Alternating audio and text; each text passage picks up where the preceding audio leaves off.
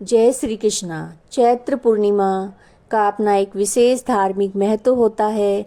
इस दिन स्नान, दान, व्रत, हवन, पूजा और भगवान श्री सत्यनारायण जी की कथा का विशेष महत्व होता है।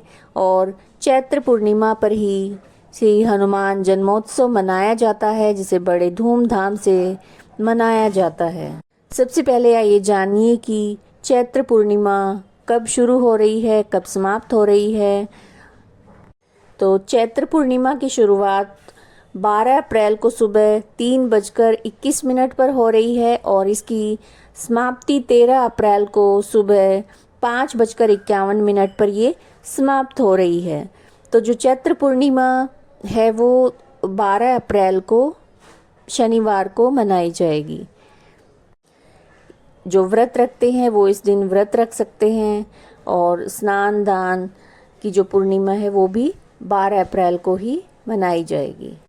इस दिन ब्रह्म मुहूर्त में उठकर स्नान करने का विशेष महत्व होता है। तो जो ब्रह्म मुहूर्त का जो समय रहेगा वो सुबह 4:29 से 5:14 तक रहेगा और अभिजीत मुहूर्त का समय रहेगा 11:56 से दोपहर 12:48 तक। इस दिन अमृत काल का योग भी हमें प्राप्त हो रहा है। तो अमृत काल का समय रहेगा 11:23 से 1:11 तक। तो इन जो ये शुभ मुहूर्त हैं, इस दौरान आप भगवान श्री सत्यनारायण जी की कथा कर सकते हैं। ऐसा करने से विशेष फल मिलेंगे। श्री लक्ष्मी नारायण जी की विशेष कृपा प्राप्त होगी। अगर आप चाहें तो सुबह भी कर सकते हैं या शाम को भी कर सकते हैं कथा। पूर्णिमा के दिन सुबह जल्दी उठें, ब्रह्म मुहूर्त में स्नान करें। अगर किसी पवित्र नदी में आप स्नान कर सकते हैं तो ये बहुत ही अच्छा रहेगा, क्योंकि इस दिन किसी पवित्र नदी में स्नान करने का विशेष महत्व होता है। और इसी दिन से जो बैसाख स्नान है वो आरंभ हो जाता है, जो चैत्र पूर्णिमा से शुरू होकर और बैसाख पूर्णिमा तक रहता है। बैसाख मास में स्नान करना, ब्रह्म मुहूर्त में स्नान करना बहुत ही फलदायी होता है, बहुत ही पुण्य प्राप्त होता है, जीवन के संकटों से छुटकारा मिलता है। तो पूर्णिमा के दिन स्नान के बाद भगवान सूर्य को अर्घ्य दें, व्रत का संकल्प करें, भगवान विष्णु और माँ लक्ष्मी जी की पूजा करें, श्री सत्यनारायण देव की कथा करें। कथा आप स्वयं भी कर सकते हैं या पंडित जी से भी करवा सकते हैं। और रात्रि में चंद्रदेव की पूजा अवश्य करें। इस दिन तुलसी पूजा का भी विशेष महत्व होता है, तो इस दिन तुलसी जी की पूजा भी अवश्य करें। चैत्र पूर्णिमा के दिन हनुमान जन्मोत्सव मनाया जाता है।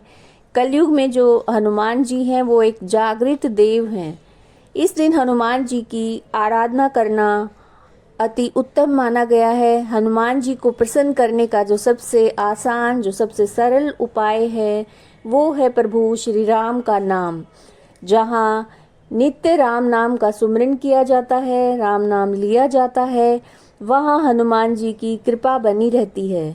तो इस दिन हनुमान चालीसा का पाठ कर सकते हैं, सुंदरकांड का पाठ आप कर सकते हैं, बजरंग बाण का पाठ कर सकते हैं।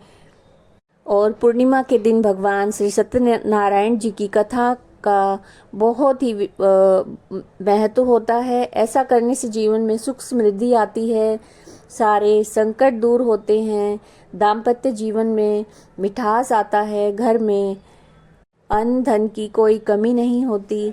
तो इसलिए इस अवसर का अवश्य लाभ उठाना चाहिए। अगर आपको वीडियो अच्छी लगी है तो लाइक कीजिएगा, चैनल को सब्सक्राइब कीजिएगा। जय श्री कृष्णा।